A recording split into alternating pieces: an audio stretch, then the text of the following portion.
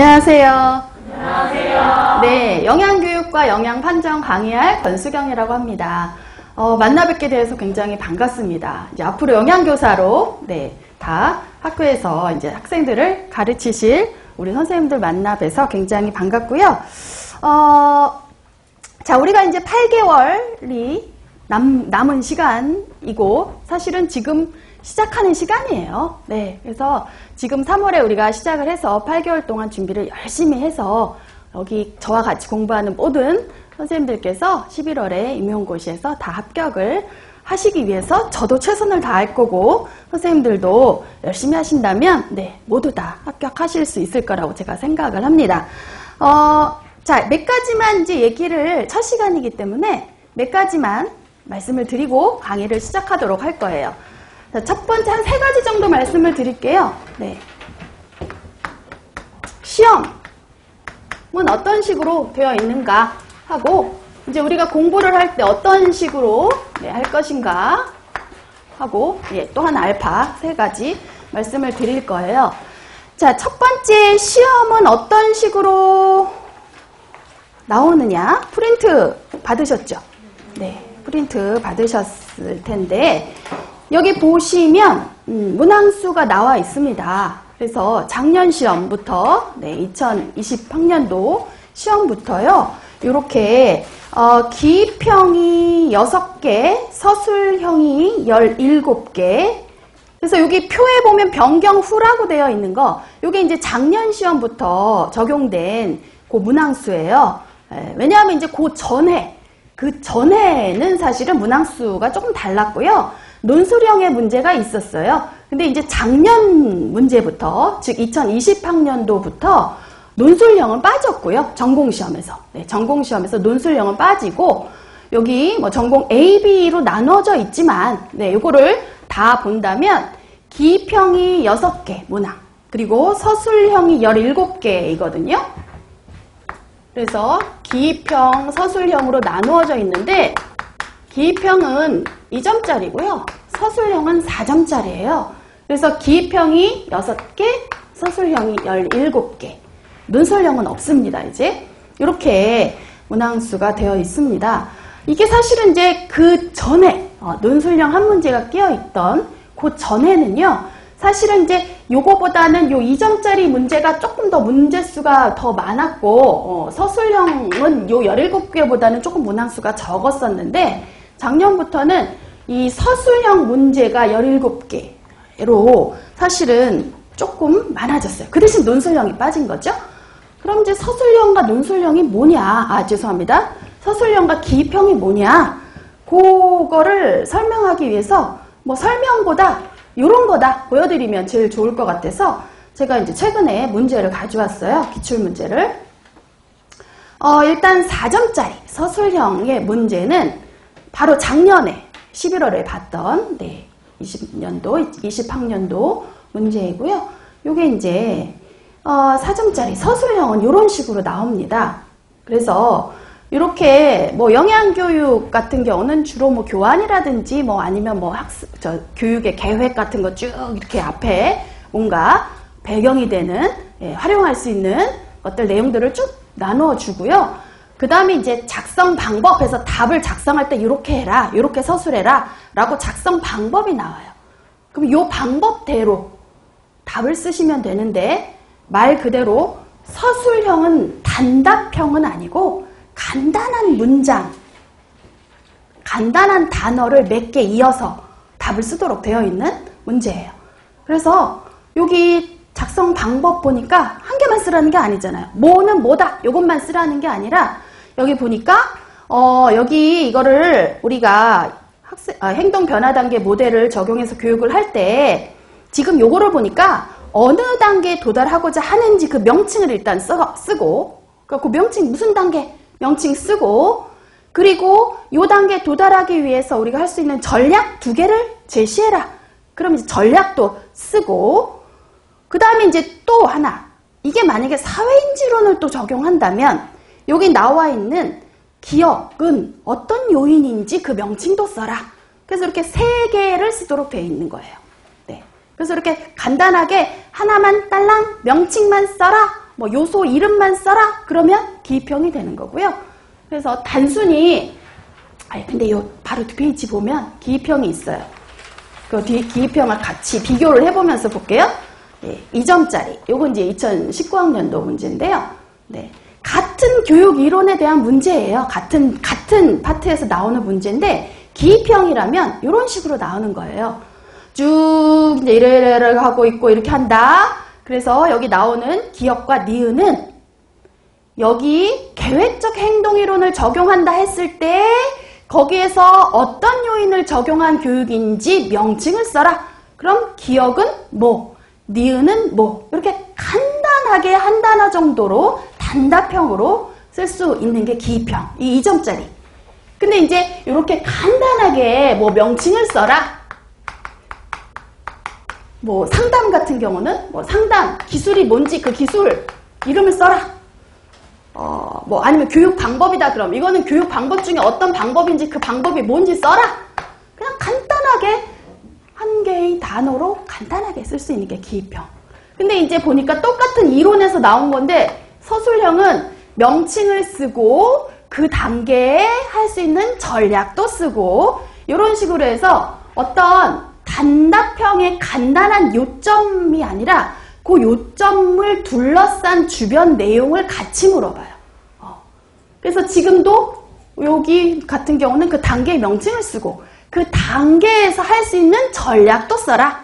그래서 간단한 명칭 플러스 그거와 관련된 내용을 같이 물어보는. 뭐 상담의 기술이다 그러면 그냥 기술명만 써라. 그게 아니라 이 기술 쓰고 이거는 어떤 의도로 하는지 쓰고 또는 이거 할 때의 유의점이 뭔지 써라. 이런 식으로 몇 개를 더 같이 물어봅니다. 그 관련 내용들을. 네, 그게 서술형이에요.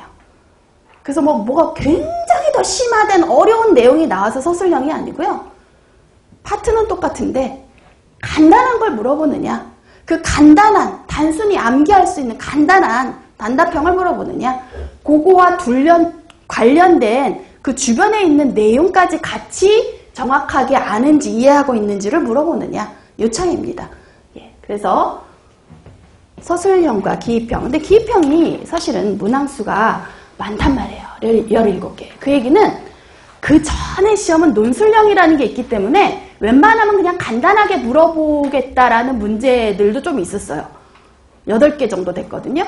그래서 이게 예전에는 한 8개 기입형이. 근데 이제 6개로 줄은 거예요.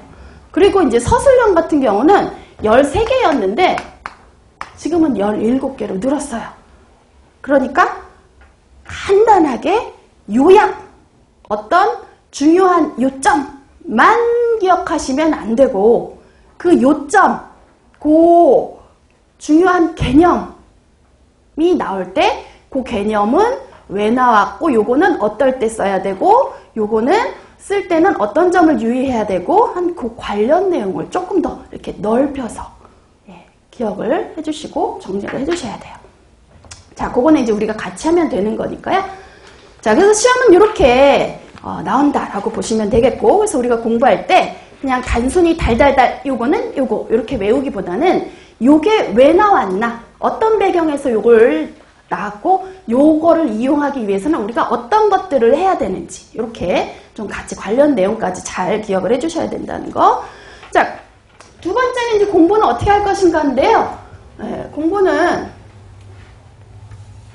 우리가 이제 과정을 보면 이렇습니다. 학원에서 3에서 5월까지는 이론 강의예요. 기본 이론과 심화된 이론. 어쨌거나 이론. 우리 학원에서 같이 이론을 공부를 합니다.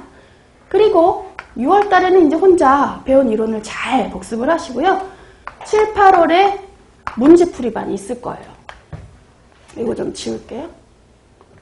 그래서 문제풀이를 할 건데 이때 기출문제 풀 겁니다. 이때 기출문제 다 우리가 보면서 같이 풀어볼 거예요. 그리고 예상문제, 출제 예상되는 문제 같이 풀어볼 겁니다. 그리고 이제 10월 정도에 모의고사가 시험과 굉장히 유사한 유형의 그런 문제들을 우리가 모의고사 형태로 풀어보게 됩니다. 그래서 8개월 동안 공부를 다 마치게 돼요. 그래서 요 과정대로 그대로 요때까지는 완벽하게 이론을 내가 정리를 다 마치면 되는 거고, 그 다음에는 그 이론을 갖고 내가 문제 풀 때는 요렇게 적용을 해야 되는 거구나 를 해보시면 되는 거고요. 마무리는 요걸로 하면 되겠죠. 자, 그 다음에 이제 요 과정을 따라 할 때 학원에서 이제 강의를 들으실 때요, 저는 요런 방법을 권해드려요. 첫 번째, 일단 수업 시간에는 최대한 내용을 이해하는 거에 초점을 두어서 들으세요. 막 이렇게 쓰려고 막 쓰는 거에 너무 집중하지 마시고, 왜냐하면 제가 이렇게 칠판에 설명하면서 쓰는 내용들 있죠? 그 중에 꼭 기억하셔야 되는 거는 다 교재에 있어요. 사실은. 그래서 여기 있는 칠판에 제가 뭐 쓰거나 설명하는 말 한마디를 놓치지 않으려고 하시지 말고 집중해서 들으셔야 돼요. 이 사람이 말하는 게 어떤 내용의 흐름, 어떤 초점이 있구나, 그걸 최대한 이해하면서 들으시는 게 수업 시간에 최대한 어떤 제일 팁이라고 할 수가 있습니다. 쓰시는 거 뭐 이런 거는요, 사실 교재에 다 있어요. 중요한 건 제가 다 써드렸어요. 그냥 뭐 요점 노트 따로 안 만드셔도 돼요. 이게 좀 노트예요. 그 다음에 이제 이해를 해서 들었기 때문에 이게 이제 다음 시간까지 그냥 오시면 수업 시간에 이해는 잘 됐으나 그게 그 다음날 싹 사라지는 거 아시죠? 이해는 다 됐어. 근데 다음날 기억이 안 나요. 그렇기 때문에 반드시 그 당일날 집에 가셔서, 수업을 오늘 들으셨잖아요? 저녁에 집에 가셔서 그거를 이해한 내용을 한 번 더 이렇게 보시면서 그때 암기를 하셔야 되는 거예요. 그래서 복습이라는 건 사실은 내용을 이해한 거를 이제 머릿속으로 넣어라, 그 소리예요. 이 과정이 없으면 그 다음 주에 수업으로 오면 지난 시간에 무슨 얘기를 했지? 이렇게 되거든요. 그래서 바로 그 당일날 반드시 복습, 내용을 암기를 하시고요. 그 다음에 이제 그 세 번째는 요 다음 시간에 오면 제가 프린트를 나눠 드릴 거예요. 요건 뭐냐? 요거 제대로 외워놨는지, 지난 시간에 배운 거 잘 외워놓고 있는지를 간단하게 테스트하는, 즉 복습을 제대로 했는지를 테스트하는 테스트, 뭐 길지 않습니다. 뭐 한 페이지 정도의 간단한 테스트 용지를 나눠 드릴 테니까 그거를 풀어보세요. 그러면 확인이 되겠죠? 내가 지난 시간 했던 거 머리에 있구나, 머리에 없구나. 그래서 머리에 있으면 잘 된 거고, 그래서 나중에 요 프린트는 한 생각날 때마다 한번 앞에서부터 쭉 한 번씩 보시는 거예요. 그러면 그게 또 반복해서 학습이 되는 거기 때문에. 근데 여기 만약에 프린트를 내가 10문제를 드렸는데 5문제는 못 썼어요. 기억이 안 나서. 그럼 그 5문제 어떻게 하시면 돼요? 다시 공부하시면 돼요. 그럼 완벽하게 되는 거예요. 그래서 이게 차근차근 쌓여 나가면 12주 동안 이 이론이 머릿속에 다 정리가 돼서 기억이 되는 겁니다. 자, 이렇게 공부를 하시면 되겠고요. 사실은 이게 되게 간단한 것 같잖아요. 지금 3시간 하면은 보통 우리가 한 17페이지 정도 나갈 거예요. 한 6, 7장, 교재 한 7장 정도 나가거든요. 얼마 안 돼요. 그죠? 그날 바로 복습하시면 별 문제가 없는데, 그게 이제 오늘 저녁에 오늘 첫날이니까 야 좀 쉬자. 그러고 쉬시잖아요. 이제 한 주, 2주 이렇게 밀리면 굉장히 큽니다. 그렇기 때문에 반드시 그날 복습을 하셔야 되고, 그리고 이제 이게 한 과목만 있으면 얼마나 좋겠어요. 이게 한 과목만 있는 게 아니라 매일 있잖아요. 그래서 그 매일의 수업을 하시기가 사실은 이거 하기가 쉽진 않습니다. 쉽진 않지만 선생님들께서 잘 따라와 주신다면 할 수 있을 거라고 믿습니다. 자, 그래서 이렇게 할 겁니다. 그래서 다음 주부터는 오늘 배운 내용에 대한 것들을 간단하게 물어보는 테스트 용지를 드리도록 할게요. 그리고 요 세 번째가 뭐냐, 요거는 그냥 하나 제가 좋은 정보를 드리려고 해요. 아마도 다 가입을 하셨을 것 같은데, 그 네이버 카페에 교재, 우리 교재도 여기 있더라고요. 교재 뒤에 보시면 여기 네이버 카페에 영양만점, 위생만점이라는 카페가 있어요. 그래서 요 영양만점, 위생만점 카페는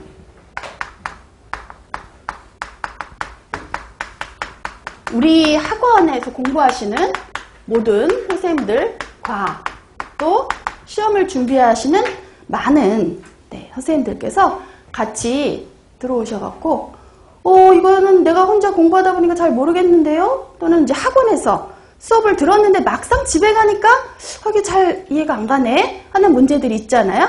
그런 것들을 이제 요 카페에서 서로들 의견들 나누시고 그러면 서로 도움이 되시면서 의견을 나눌 수 있는 굉장히 좋은 공부에 도움이 되는 장소이기 때문에 이걸 꼭 가입을 하시고 특히 그리고 그 영상으로 공부하시는 동영상 공부하시는 선생님들께서는 반드시 가입하셔서 활용하시면 좋겠습니다. 사실 이제 현장에서 오시는 선생님들께서는 여기다가 이렇게 올려서 서로 간의 의견도 공유하시고 서로 이해 안 되는 부분도 서로 도와가면서 하실 수 있고요. 그리고 이제 수업 시간에 오시면 저한테 질문하시면 돼요, 또. 근데 이제 영상으로 공부하시는 선생님들께서는 저에게 바로 질문하시기는 힘드니까 이런 카페를 통해서 서로 의견들을 나누시고 서로 도움을 주시면 좋겠습니다. 저도 가능하면 시간이 되는 대로 들어가서 도움이 될 수 있는 부분은 도움이 되도록 하겠습니다. 자, 여기서 이렇게 세 가지를 말씀을 드렸어요. 자, 그 다음에 요 프린트 두 번째 페이지 보시면 요거는요, 그동안 어떤 부분에서 문제들이 나왔는지 평가 영역과 요소별 문제에 기출된 부분들을 참고하시라고 적어드렸습니다. 지금 보니까 여기에 나와 있는 것들을 보니까요.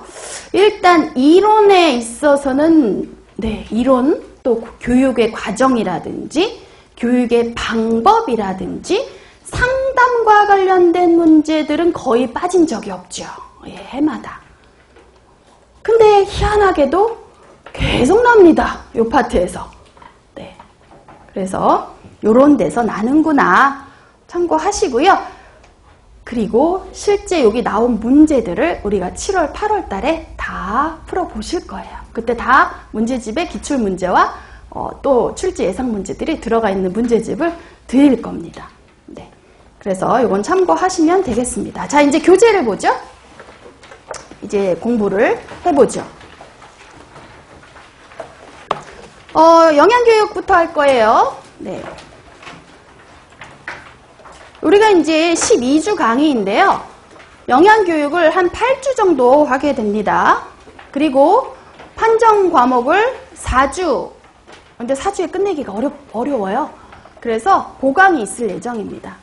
그거는 이제 5월 달에 다시 보강은 한 번 정도, 한 3, 4시간 정도 보강을 할 예정이니까요. 그거는 그렇게 좀 참고를 해주시면 되겠습니다. 그래서 우리는 사실은 12주 강의가 아니라 한 13주 정도 강의를 할 거예요. 자, 영양교육 8주 강의 들어가도록 하겠습니다. 목차를 보시면 차례입니다. 차례. 1장에서 9장까지로 되어 있습니다. 자, 첫째 장 볼까요? 챕터 1. 영양교육의 개요. 일단 영양교육이 뭔지는 알고 하셔야죠. 자, 영양교육은 뭐냐? 정의가 나와 있죠? 일단 개인이나 집단이 바람직한 식생활 실천하는 데 필요한 지식을 이해하고 지식을 이해하고 그 지식을 실천하려는 태도로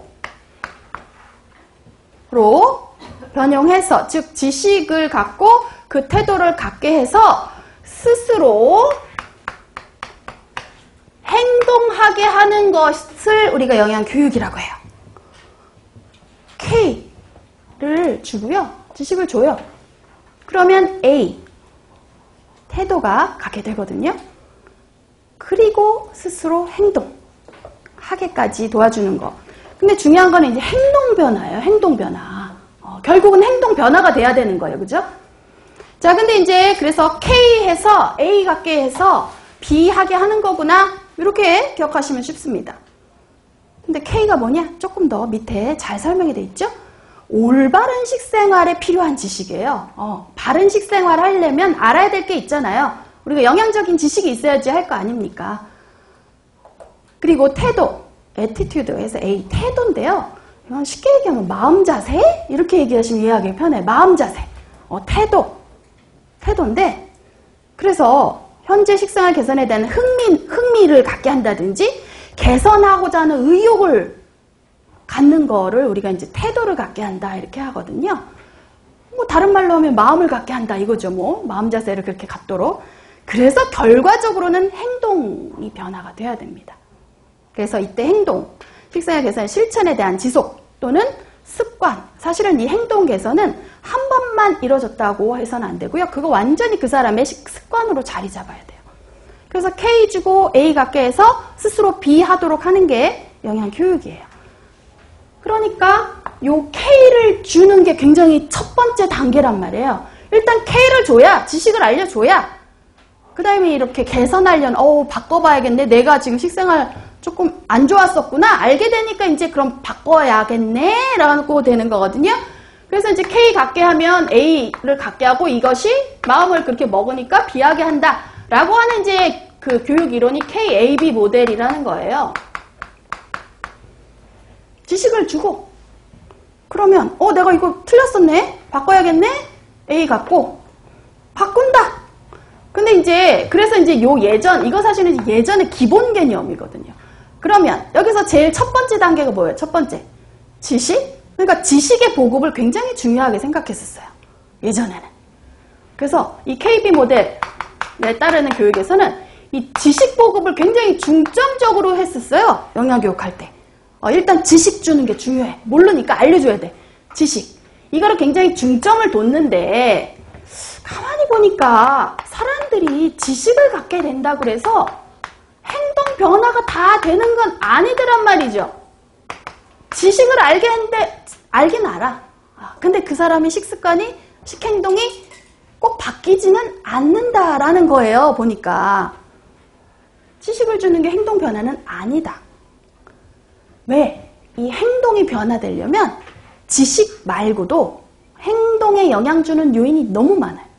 지식 또는 어떤 신념, 태도. 그래서 요거 말고도 어떤 태도, 신념, 친구, 주변의 친구, 가족, 어떤 지역의 식환경 등등등등의 영향을 다 받는 거예요. 행동은. 지식뿐만 아니라 지식에만 영향을 받는 게 아니라 이런 것들에 다 영향을 받더라는 거예요. 행동이.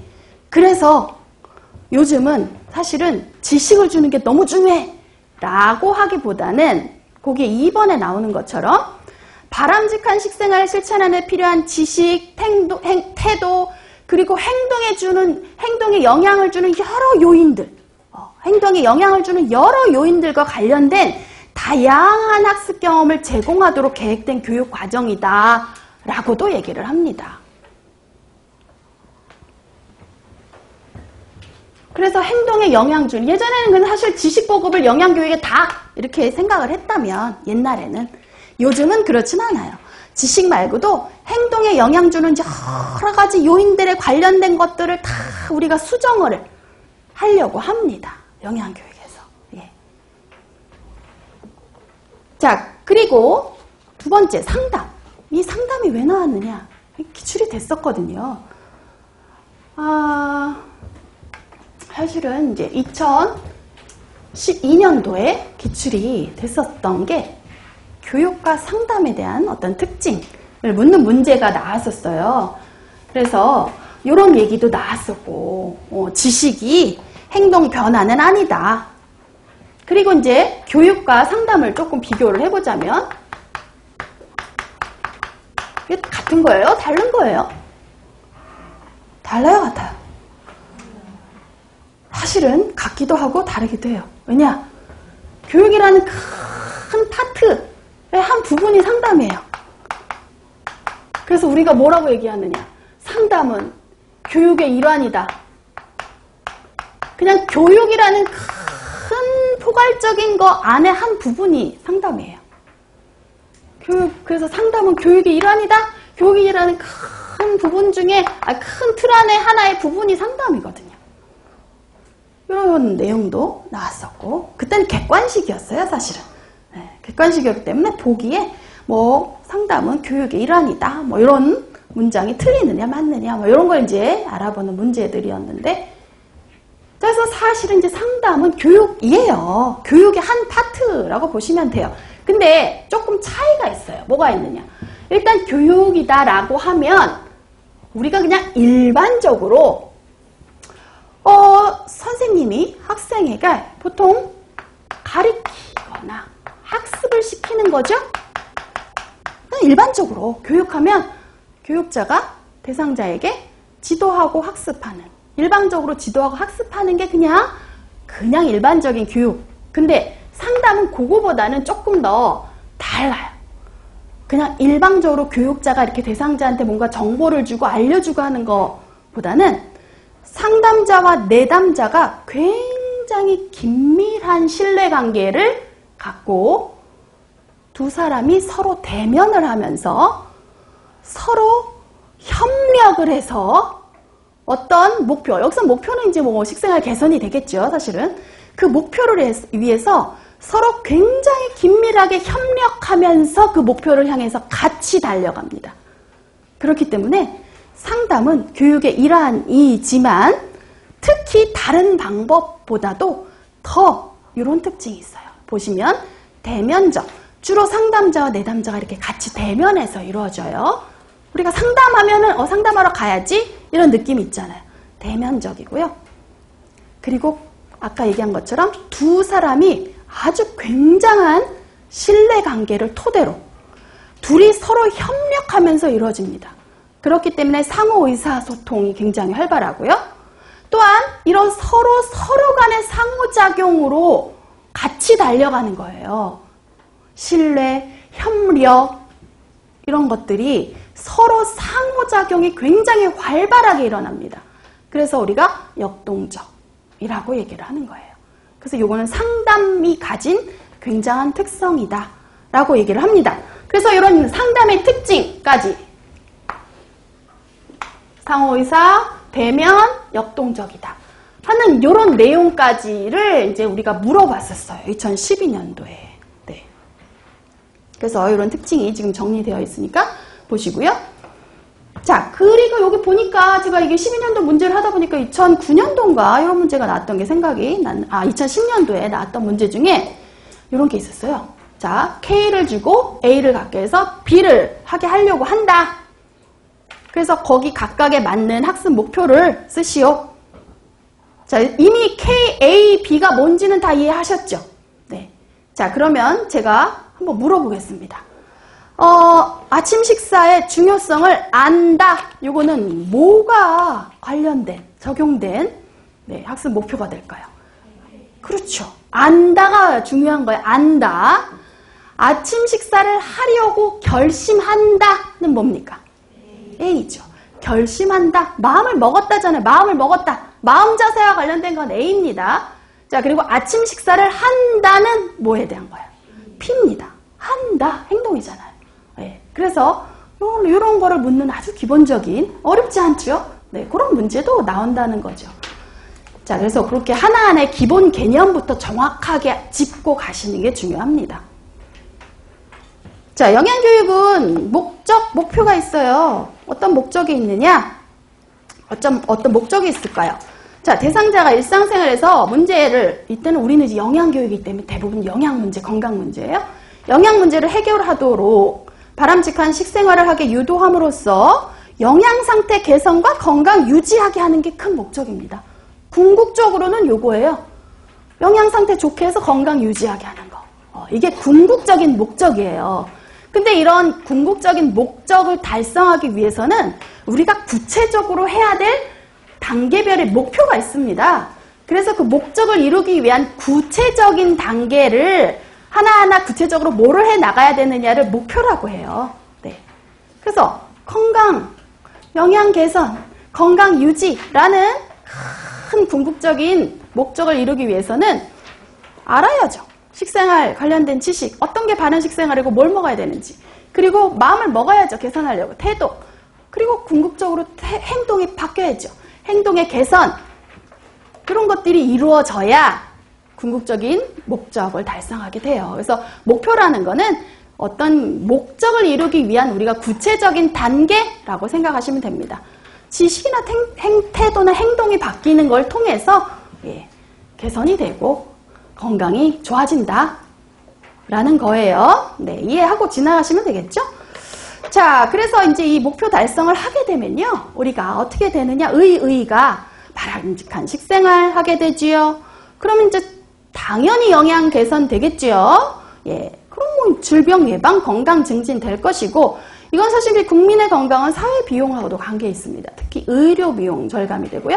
이런 것들이 결과적으로는 국민 복지 향상에도 기여한다는 영양 교육의 의의를 이렇게 이제 우리가 그래서 얘기를 하는 겁니다.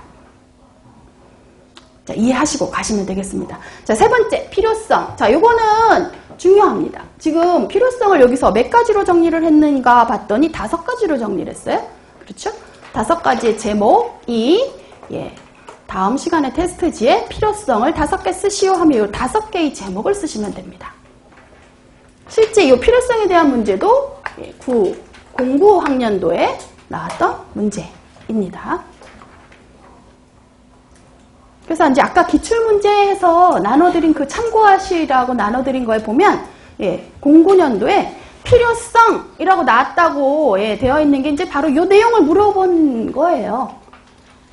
영양교육의 필요성이 과거에 비해서 지금 커졌을까요? 작아졌을까요? 커졌습니다. 왜? 바뀌었거든요. 우리가 살고 있는 이 환경이 바뀌었거든요. 영양교육이 너무 중요한 환경으로 바뀌었거든요. 그래서 그 바뀐 환경의 내용을 5가지 기억하시면 됩니다. 자, 첫 번째는 인구사회적인 변화가 있었어요. 과거하고 비교해보니까 이 인구사회학적 변화에서는 크게 2가지 정도 얘기합니다. 일단 인구 구조가요, 고령화 사회로 들어갔어요. 왜? 평균 수명이 늘었잖아요. 그죠? 평균 수명이 늘다 보니까 당연히 노인 인구가 많아질 수밖에 없어요. 그리고 이제 뭐 저출산이기도 하고, 그러다 보니까 사회가, 우리가 요즘 사회를 고령화 사회라고 합니다. 평균 수명이 늘었기 때문에 고령화 사회로 들어갔어요.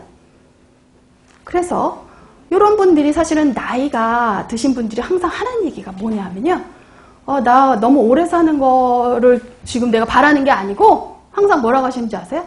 건강하게 살았으면 좋겠다. 오래 사는데 건강하게가 중요하거든요. 그래서 이제 건강하게 사시기 위해서 영양 상태가 굉장히 중요하단 말이죠. 노인분들에게 맞는 어떤 영양을 공급을 해야 되고 어떻게 해야 되는지를 알려드릴 필요가 많아졌어요. 예전에 비해서 연세 드신 분들이 많이 계시거든요.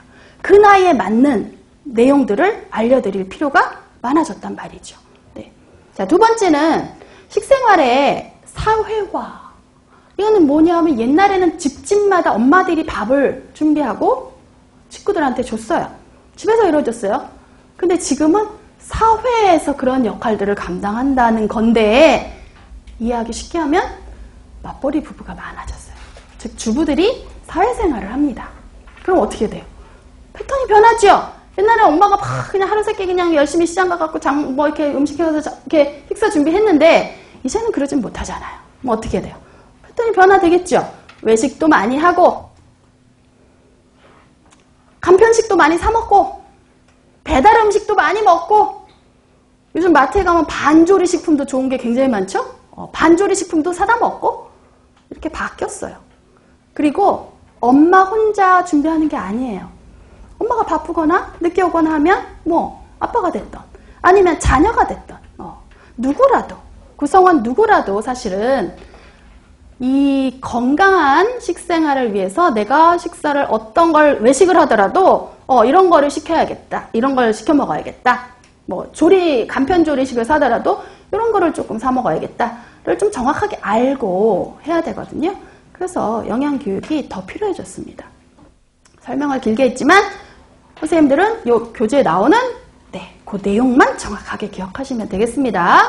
네, 식생활의 사회화 이렇게 기억하시고, 요거는 속으로 이거는 주부가 밖에 나가서 사회생활을 하면서 패턴이 단순히 집에서 해먹는 거가 아니라 외식이나 배달이나 뭐 조리식, 간편 조리식이나 이런 것들이 많이 늘어났고, 가족 구성원들도 누구나가 다 그런 걸 준비할 수 있는 정보를 갖고 있어야 되는구나. 그래서 영양교육이 더 중요해졌구나. 이렇게 기억을 하시면 되겠습니다. 자, 두 번째는요. 가족 공동체 식문화의 변화예요. 예전에는 뭐 3대 할아버지, 아버지, 엄마, 뭐 자녀 세대가 이렇게 같이 밥을 먹었어요. 그러면 그 안에서 영양교육이 이루어집니다. 할아버지가 손주한테 야, 너 왜 콩은 골라 먹냐? 콩도 먹어라. 그럼 교육이에요, 그게. 그죠? 근데 이제 요즘은 그런 가족 형태 자체가 많이 변화됐어요. 1인 가족도 많고요. 그죠? 네. 그래서 핵가족화뿐만 아니라 사실은 이렇게 두 세대가 사는 핵가족화에서도 또 1인 가족도 늘고요. 이런 많은 변화가 있는데 그러다 보니까 이렇게 가족 공동체에서 어떤 이루어지는 영양교육은 이제 조금 힘들어요. 그리고 이제 1인 가구 같은 경우는 특히 생각하는 가치관 자체가 틀립니다. 뭐 열심히 내가 집에서 만들어 갖고 해 먹어야지 라는 걸 이제 여러 가지 효율적인 면에서 좀 본다면, 편리성 면에서 본다면 조금 떨어지거든요, 효율성이. 그럼 이제 사 먹기도 하고. 그리고 요즘은 또 직장에서 급식도 잘해줘요. 회사에 좋죠, 식당. 그런 데서 이용해서 먹기도 하고 하는데 사실은 이제 1인 가구는 혼자 먹다 보니까 다양하게 이렇게 먹게 섭취하기가 좀 쉽지가 않고요. 네, 그래서 1인 가구는 좀 영양 불량 위험이 또 크기 때문에 특히나 1인 가구가 많은 요즘 같은 경우는 영양교육이 굉장히 필요하다고 봅니다. 네, 남의 집 얘기가 아니에요. 네, 저희 집 얘기. 네, 저희 또 성인이 된 자녀들이 이렇게 보면 뭐 따로 나가 살기도 하고 하니까 걔들도 1인 가구예요. 근데 이렇게 가끔 가다가 보면 그렇게 이제 엄마가 얘기를 하는데도 그게 이제 쉽지가 않더라고요. 이렇게 새끼를 영양적으로 균형 잡힌 영양소를 골고루 먹어라 얘기하는데 쉽지가 않아요. 네, 하루에 한 끼 정도 먹는 것 같아요. 보니까 죽지 않을 정도로. 선생님들은 어떠세요? 혹시 1인 가구 있으시면? 없으세요? 다? 굉장히 좋으신, 네, 지금 다 누군가가 이렇게 해주는, 네, 식사를 제공을 받고 있군요. 네. 자, 어쨌거나, 그래서 이 가족 공동체 식문화라는 게 이제 없어졌기 때문에, 특히 1인 가구가 늘고 핵가족화가 되었기 때문에, 조금 더, 네, 영양 교육이 통해서 어떤 건강한 식생활의 뭔지를 알려주고 실천할 수 있도록 해주는 게 더 필요한 시대가 됐어요. 자, 세 번째, 질병 구조 변화인데요. 예전에는 70년대, 80년대 이 정도에는요. 70년대는 주로 감염형 질환이 많았어요. 병이 주로 사람들이 걸리는 병을 보면 뭔가 바이러스 세균에 감염이 돼. 근데 그런 것들은 다 사실은 면역 기능이 약해졌다라든지 영양 상태가 불량했을 때 오는 것들이잖아요. 그래서 예전에는 사실은 못 먹던 시대니까 70년대, 뭐 60년대, 70년대는 그런 병들이 많았어요. 근데 요즘은 어때요? 90년대 말 이후에는 어때요? 못 먹고 이런 시대는 아니죠. 네. 오히려 영양 과잉이라든지 이런 문제들이 있기 때문에 요즘은 대부분의 갖고 있는 질환들이나 주요 사망 원인이 만성질환, 만성퇴행성 질환이라고 우리가 얘기하는데 쉽게 얘기하면 우리가 성인병이라고 하면 조금 더 이해가 빨리 가실 거예요. 그래서 주요 사망 원인이 암, 심혈관 질환, 뇌혈관 질환, 아니면 뭐 비만이나 당뇨, 혈압, 주로 이런 병들 앓고 계시죠? 주요 사망 원인도 그런 것들. 그런 것들이 우리 만성퇴행성 질환이라고 얘기를 하거든요. 근데 요거는 뭐와 굉장히 밀접한 관계가 있느냐? 식생활과 굉장한 관계가 있습니다. 식생활을 어떻게 하느냐에 따라서 요 병을 예방할 수도 있어요. 그렇기 때문에 예전보다는 요즘에 요런 병이 많은데 요런 병은 뭐를 잘하면? 식생활을 잘 건강하게 하면 굉장히 예방에 효과가 있단 말이에요. 그럼 건강한 식생활을 알고 있어야겠죠? 네, 그래서 영양교육이 더 중요해졌다는 거예요. 요즘에 병들이 요런 병들이 많아서 요런 병은 뭐와 관련이 깊다? 식생활. 네, 네 번째는 환경이요. 많이 바뀌었죠. 그래서 뭐 식품 기술이 뭐 나날이 발달하고 있고요. 그러다 보니까 그런 기술을 이용하는 산업이 식품 산업입니다. 그래서 식품 기술이 발달하면서 산업에서도 변화가 있어요. 그래서 주로 예전에 비해서 가공식품이라든지 편의식품이라든지 건강기능식품 이런 것들이 굉장히 많이 생산이 되고 다양하게 이 많이 생산된 것들이 또 그만큼 소비가 많이 됩니다. 그래서 기술과 산업이 발달함에 의해서 어떤 가공식품, 편의식품, 건강기능식품 이런 것들이 굉장히 많이 생산과 소비가 증가했어요.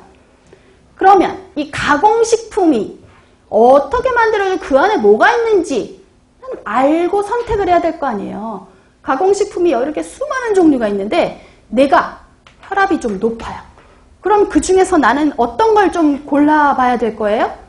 나트륨이 조금 낮은 걸 골라야 되잖아요. 그러면 뭘 봐요? 영양 표시를 봅니다. 가공식품들에는 대부분의 우리가 많이 이용하는 가공식품에는 영양 표시라는 게 있어요.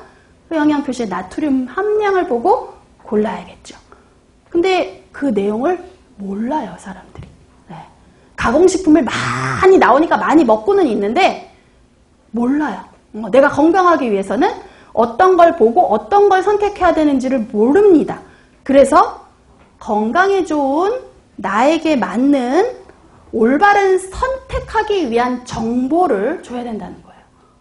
예를 들어 영양표시 같은 경우는 대표적인 교육의 예이고요. 그래서 그런 것들을 위해서 영양교육이 많이 필요하다.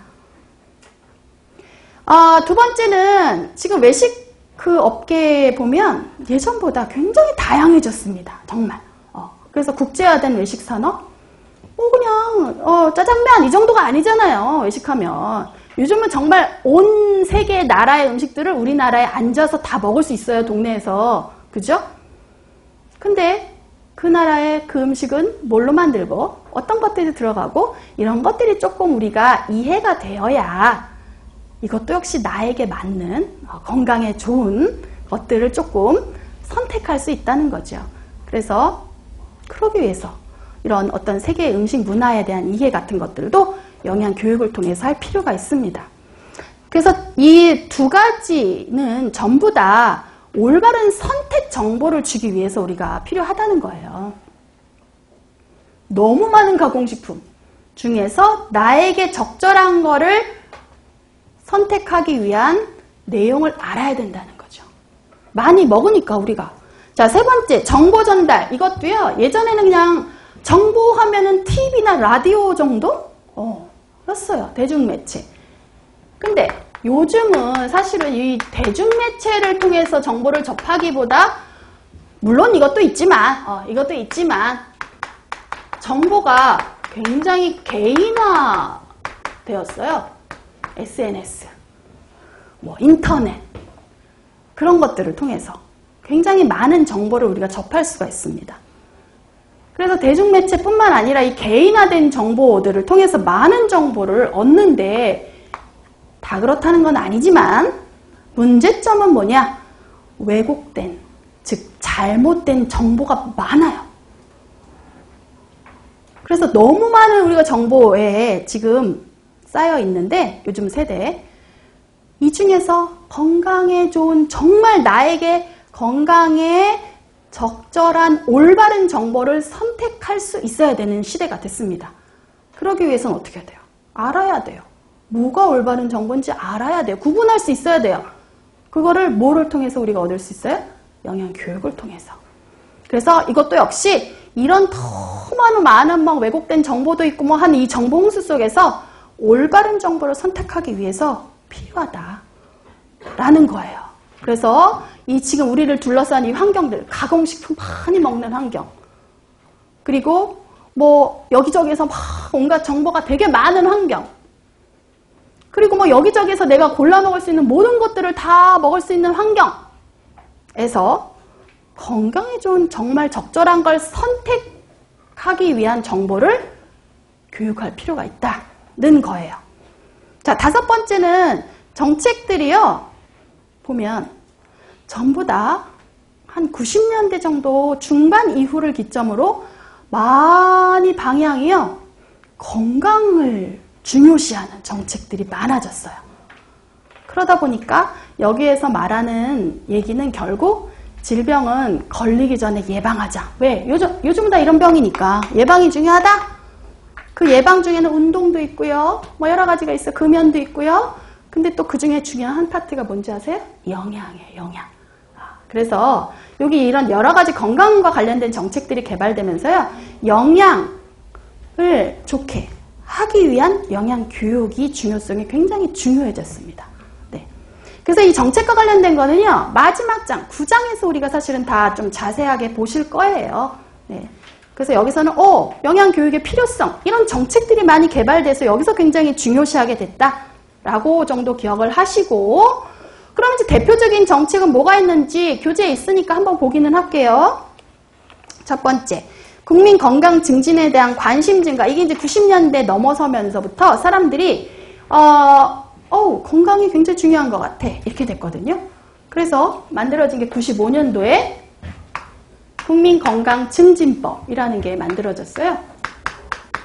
말 그대로 국민건강 증진과 관련된 여러 가지 것들을 법으로 제시를 하고 있습니다. 물론 여기서도 이제 중요한 게 질병의 예방을, 건강 증진을 위한 질병을 예방을 위해서 중요한 한 파트가 영양이에요. 그래서 영양을 굉장히 중요하게 생각을 하고 있고, 자, 두 번째, 보건소에서도 영양 사업을 활발하게 하는데 대표적인 거, 이름은 여기서 알고 갈게요. 영양 플러스 사업. 시험에 굉장히 많이 나왔던. 역시 영양이 중요하다는 얘기 아닙니까? 네. 정책적으로 지금 굉장히 영양이 중요하다라는 것들은 이 지금 만들어지는 법들을 보면 알 수 있어요. 자, 학교 영양교육 활성화. 자, 선생님들이 준비하시는 게 뭐예요? 영양교사잖아요. 네, 이게 2006년에 뭐 초중등 교육법이나 학교급식법 같은 게 개정이 되면서 영양교사화, 영양교사를 임용해야 된다. 학생들한테 영양교육하는 게 너무 중요하다라고 해서 이제 2007년부터 임용고시와 학교에 배치가 이루어졌거든요. 네. 이런 이제 분위기가 점점 그렇게 돼가는 거예요. 영양이 중요한. 자, 더불어 이제 어린이 영양 관리 관심이 증대되기 시작하면서 만들어진 법도 어린이 식생 안전관리 특별법이라는 게 있어요. 이것도 2008년도에 만들어졌어요. 네. 뭐 그 외에 급식지원센터 설치 같은 내용들이 이제 있고요. 국민영양관리법, 이게 이제 2010년에 만들어진 법이에요. 얼마나 국민 영양 관리하는 게 중요했으면 이제 이런 그거에 대한 법이 없네, 전문 법이 없네 해갖고 만든 게 2010년도에 만들어진 국민영양관리법이거든요. 그래서 90년대 후반 이후로 쭉 정책적인 변화를 보면 영양교육이 얼마나 중요한지 점점 필요성이 증대되고 있는지를 보실 수가 있습니다. 자, 하나하나에 대한 내용은 사실은 9장에서 배우실 거예요. 자, 그래서 우리가 이렇게 정리를 하게 되었습니다. 개요이거든요, 요거는 사실은. 그래서 우리가 지금은 영양교육에 대해서 전반적인 배경이나 정의 정도 배우는 거라고 보시면 되겠습니다. 자, 네 번째는 영양교육 실시가 사실상은 쉽지 않습니다. 쉽지 않아요. 왜 안 쉬운가 봤더니 지금 한 6가지 정도라고 나와 있긴 한데, 만약에 항상 우리가 이제 정리를 5개, 6개 이렇게 많이 하잖아요. 그러면 문제에 실제 나왔단 말이에요. 어려운 점을 3가지 쓰시오. 그러면 어떻게 쓰시는 게 좋을까요? 1번부터 쓰시는 게 좋아요. 1번, 2번, 3번 이런 식으로. 네. 왜냐하면 이제 중요한 내용들을 조금 이렇게 앞쪽으로 요약을 1번, 2번, 3번 배치를 했거든요. 그래서 어려운 점을 3개 쓰시오. 그러면 4, 5, 6번 이렇게 쓰시는 것보다는 1, 2, 3번 이렇게 쓰시는 게 좋습니다. 자, 그거를 하나 기억하시고요. 자, 첫 번째, 영양교육 실제하는 게 왜 어렵느냐? 대상의 특징이 있어서 그래요. 영양교육의 대상들의 특징. 대상의 특징이 뭐냐? 뭐라고 나왔죠? 한마디로 너무 다양하다. 대상이 너무 다양하다. 왜? 어떤 날은 어린이, 어떤 날은 유아, 어떤 날은 노인, 이런 식으로요. 연령도 다 다르고요. 가지고 있는 지적 수준도 다 다르고요. 갖고 있는 영양 문제도 다 다르고요. 경제 수준도 다 다르고요. 기호도, 식습관 기호도 뭘 더 좋아하고 이런 것도 다 달라요. 너무 다 달라요. 그러니까 사실은 그 교육할 때마다 그 대상한테 특징을 맞추는 게 굉장히 중요하거든요. 교육은 효과를 내기 위해서는. 그렇기 때문에 이걸 실제 실시하고 준비하는 게 쉽지는 않습니다. 항상 우리가 같은 내용을 한다면 어려울 게 뭐 있겠어요. 그렇지만 우리가 어느 지역에 어느 대상에 나가서 어디로 가서 교육할 거냐에 따라서 이게 다 달라져요. 처음부터 계획하는 게 완전 달라지기 때문에 사실은 이런 것들이 쉽지는 않습니다. 일단 대상이 너무 다양하다는 거. 두 번째, 이 교육은 효과도 역시 어떤 특징이 있어요. 영양교육은 효과가요, 금방 안 나타나요. 영양교육 오늘 딱 했다고 해서 그 다음날 대상자들의 영양 상태가 확 좋아지느냐? 그런 일 절대 없죠. 그래서 영양교육의 효과는 금방 안 나타나고요. 눈에 잘 보이지도 않아요. 그것을 우리가 장기적 비가시적이다라고 얘기합니다. 교육 효과가 금방 안 나타나요. 굉장히 오래 걸려서 나타나고요. 눈에 잘 보이지도 않아요. 영양교육 했더니 이렇게 달라졌네. 눈에 보이면 얼마나 좋겠어요. 잘 안 보여요. 자, 그리고 또 하나의 특징이 뭐냐면요. 영양교육 하나만의 효과로 이런 결과가 나왔구나 라고 결론 내리기가 굉장히 어렵습니다. 즉 복합적 요인과 함께 나타나요. 어떤 당뇨 환자들을 대상으로 병원이나 보건소에서 식사 관리하는 방법을 교육을 했어요. 그래서 실질적으로 6개월 뒤에 보니까 많은 사람들의 혈당 수치가 굉장히 좋아졌어요. 그런데 봤더니 영양교육도 받았고 운동 처방도 받았고 약도 먹었고 그랬단 말이에요. 그러니까 이게 좋아진 게 100% 교육이네 라고 하는 경우는 드물어요. 그래서 우리가 사실은 사람들이 영양교육 꼭 받아야지 라고 마음먹게 하기가 너무 어려워요. 그래서 3가지 특징이 있습니다. 교육은 눈에 안 보여. 빨리 안 나타나. 그리고 복합적인 것과 같이 나타나요. 그 중요한 게 2가지. 그 다음에 이제 3번째가 물론 교육에는 이제 예산이나 인력도 많이 소요가 됩니다. 자, 그리고 이제 4번째는요. 식습관은 잘 안 바뀌어요. 여기는 이제 식품이라고 했지요.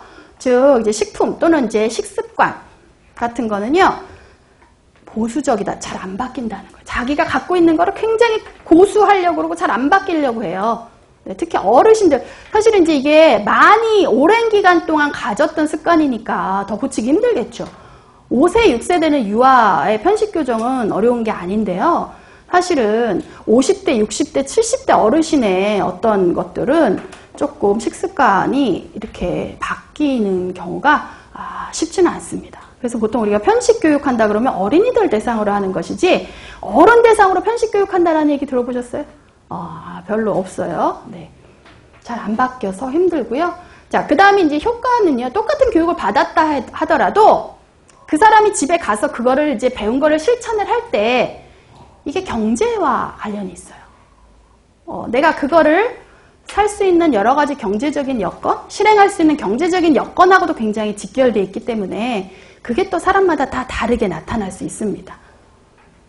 자, 마지막으로는 이건 이제 파급 효과가 좀 크거든요. 주의해야 되겠죠? 그래서 이것도 어려운 점이라고 우리가 봅니다. 그래서 어려운 점 이렇게 얘기를 할 수가 있으니까 최소한 3번이나 4번까지는 기억을 해 두시는 게 좋습니다. 조금 쉬었다가 할게요.